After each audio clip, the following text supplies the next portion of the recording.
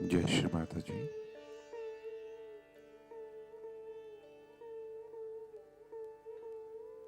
Let us all bow down to Shri Mataji, raise our Mother Kundalini and put Bandhan.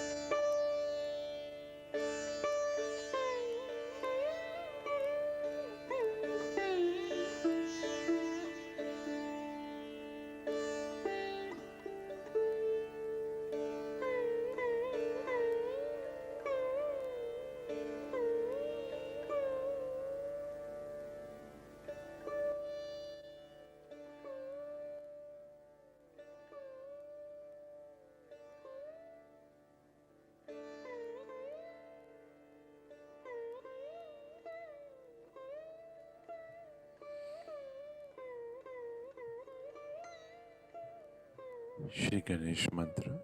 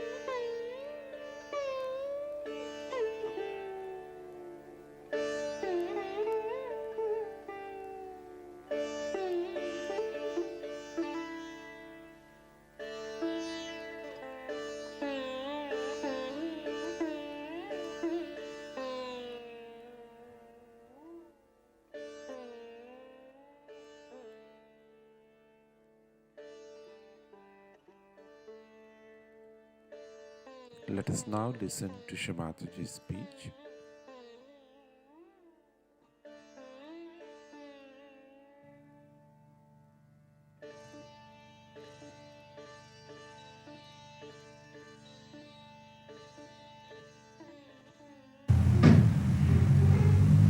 Now for today we have two things to worship. One Ganesha, because Ganesha can preserve our status, our heights in our realization. He protects us when we are getting our realization, we are rising high. So he preserves and he protects. And he looks after us and gives us wisdom to have our ascent in such a way that we do not deviate into the left and the right side. We have full dignity and that we are fully integrated with our heart, with Shiva Tattva, with our realization, and do it with our heart genuinely. That's why we worship Sri Ganesh. But today is actually the puja of the Gauri, that is the Kundali. So Sri Ganesh will do first of all, and then we'll worship the Kundalini, which is the Gauri. Now, luckily, I got a sari which is really remarkable because this is the color of Australia. Green is the color of the Gauri. Gauri wears the green sari, and there is also this is the symbol of Gauri only. This is the symbol of Gauri, and this one inside is the Ganesha. It's that color. It's most surprising, the sari I got. So this one also is just the other way around. More of Ganesha color and less of the Gauri color. This is a very traditional combination in Indian color scheme because red is the color of Ganesha. In you people it is very red and it can become even crimson, can become absolutely black, can be absolutely reduced to nothing. But in me, it is the color of this clay because it's absolutely obedient, it's absolutely one with it. So it's the color of the clay. And the Gauri is the mother earth. That's the place where the Gauri exists, in the mother earth. And that's why the color is green, because Mother Earth is always covered with green. At least she is covered with. And Ganesha's color is that of the clay because he is made out of the Mother Earth. Element is the Mother Earth. I hope I have been able to explain to you the symbolic relationship. Do you know the story how Ganesha was created by God? So that I will tell. And then we can have. It's very interesting. That's why I said I'll have my bath here. It is said this.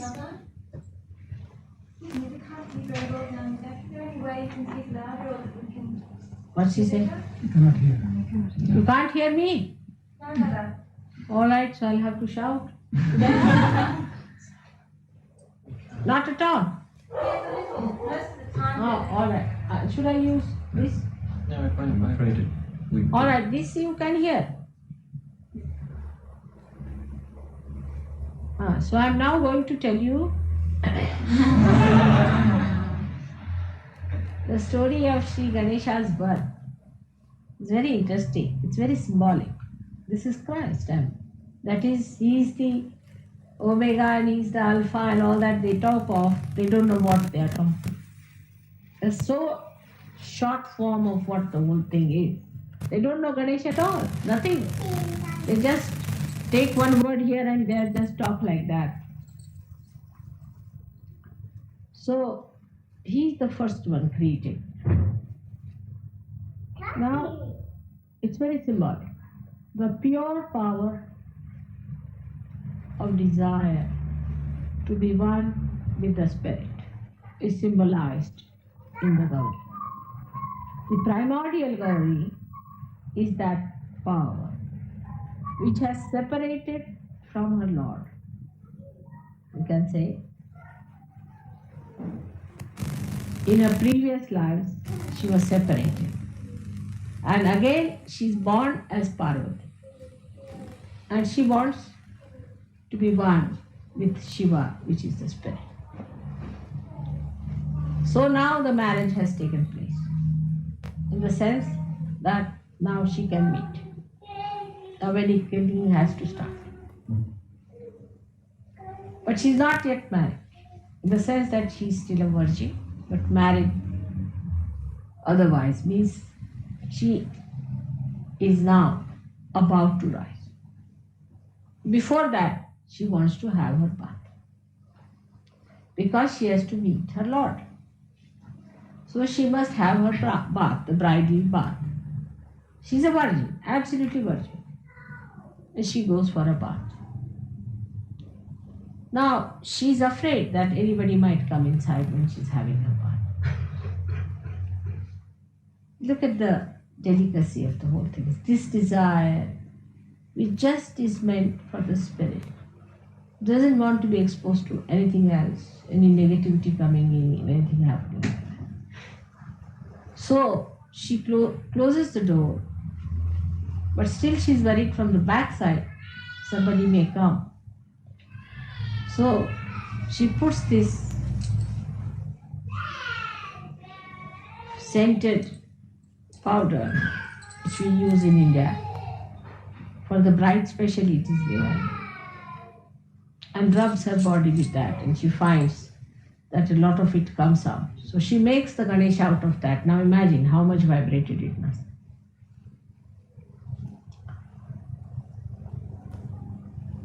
She puts that, is made of camphor and all these beautiful things which are really celestial. And that is completely vibrated on her body. She makes a Ganesha and puts him at the back of the bathroom. She's having her bath nicely. At that time, Shiva comes suddenly, knocks at the door. She doesn't hear him. So he goes from the back door. There he sees Sri Ganesha sitting. He asks Sri Ganesha, "Who are you?"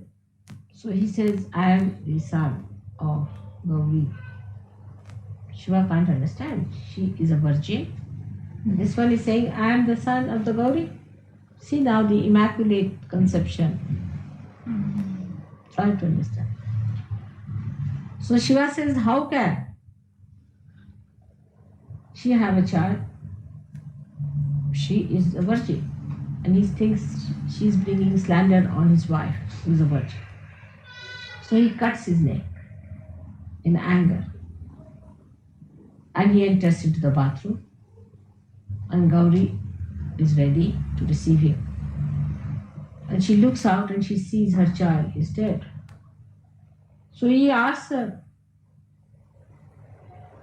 "What is this?" She said, "That's my child I created out of my this mala. What you call this? All the body things that came out, I've created him. And I put him down there. How dare you kill him?"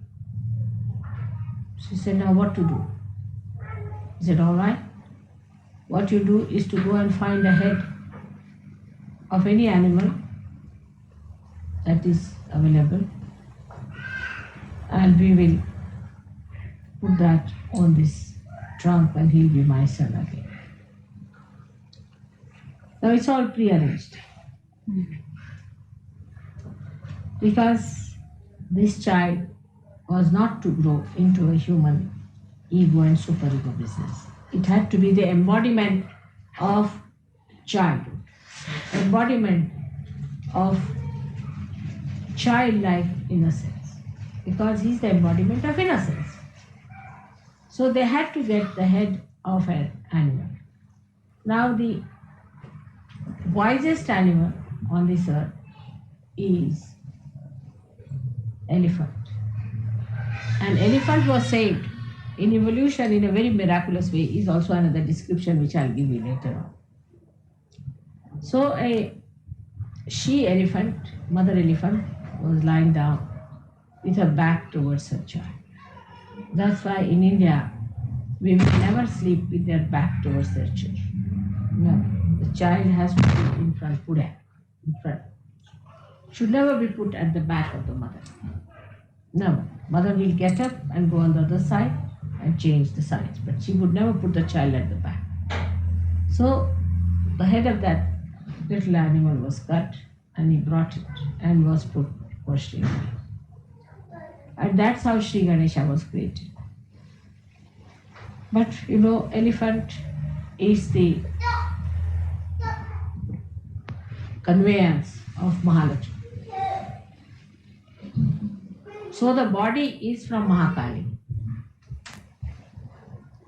But the head is given by Mahalakshmi, the evolutionary power.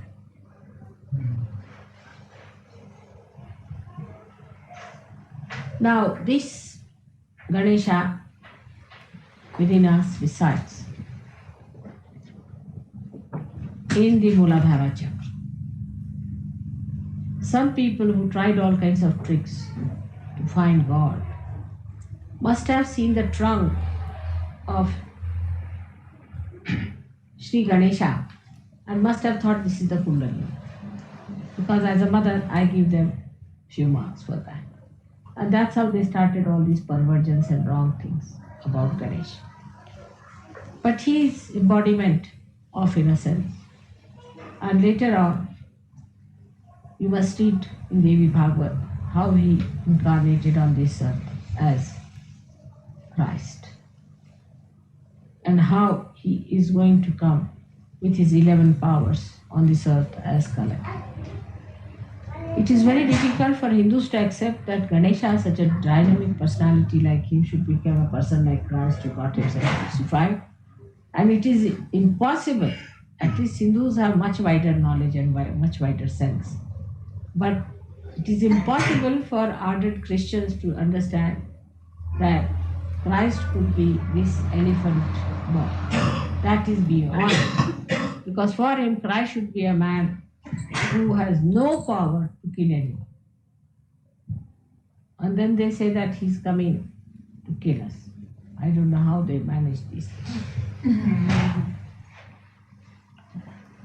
They catch hold of one thing, like he was the Omega and the Alpha finished. Now, how are they authorized? God knows.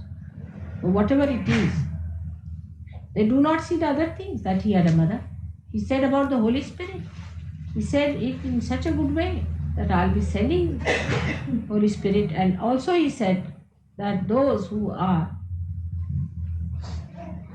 have sinned against me or have insulted me, it's all right. But with the Holy Spirit, nothing will be tolerated. Very clearly.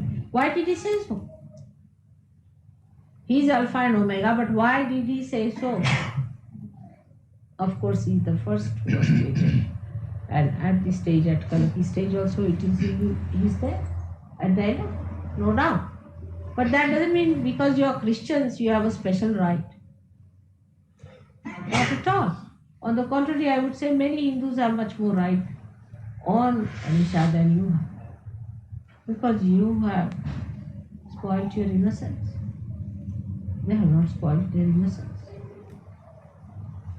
So you may call yourself Christians and fight for Christ. But you are not. Because the basics of Christ is innocence, which we have ruined. So those who also Sahajogis get identified with Christ must know that this identification is actually a conditioning. It is not factually so. If so, you have to become innocent. You must re-establish your innocence. Then you are really Christians. And then you are really, I would say, people in India, as it is, luckily we did not get advanced as you people got. We never fall into the traps of advancement, luckily. Too sluggish, elephant-like people. We could not fall into that.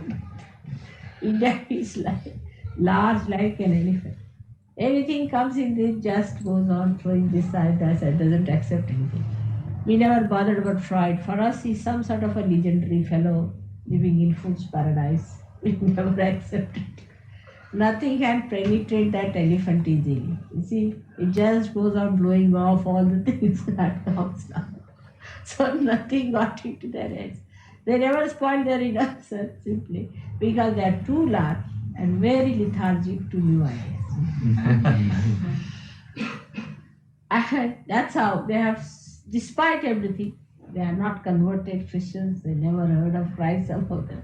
They have maintained their innocence much more and their sincerity of their heart because they are not yet disconnected. When Ganesha is destroyed, you get disconnected. Your heart works on one side, your brain works on another side. So that they have not been able to yet achieve, that kind of a dissociation. And whatever they may try, they know in there that it is wrong. They may try, like people steal, but they know it is wrong. In the same way, they still know. So for us, we must know that we have to achieve our position as innocent people. But your mother is very gracious. She's very powerful, she's very loving, and she has created you on the same pattern as Ganesha. You have all the powers that Sri Ganesha has. The greatest power that Sri Ganesha has, that you can come so close to me. No other gods can come that close to me as you can come. Kundalini cannot be risen by any gods, any incarnations, but Sri Ganesha. He has to inform the Kundalini, otherwise Kundalini cannot rise. And it is you who have the power to raise the Kundalini on your fingers. How many powers I have given you? You have no idea at all. I have made you in the pattern of Sri Ganesha. So you have to establish that innocence within. That is being also established. You'll get back your innocence. So the second thing which is so important about Sri Ganesh, one has to learn that he does not know any other god but his mother. For him, nothing exists but his mother. So dedicated. There's a story once when Parvati, his mother, said that I will give you a big present, that there should be competition between you two brothers. Second was the Kartikeya, another brother of his, who came on this earth just to destroy this Narakasura. All the destructive powers were combined to create Kartikeya. So she said, whosoever goes around this earth, I'll give you a prize. So the conveyance of Kartikeya is such a fast one, is a peacock. So he got onto his peacock, started flying out like an aeroplane. Sri Ganesha's conveyance is just a little mouse. So what should he do? He took to wisdom. He said, who can be greater than my mother? She has created all the gods. She is the Mahakali. She is the Adi Shakti. She has created all the gods. She has created all the universes. She is the one who has done everything. Who can be greater than her? She is the greatest of all. So he just went round her only thrice. And he got the prize. And still he was flying in the air. He fought even Shiva. He fought everyone. It's a very interesting story, how all that happened. That shows a complete dedication.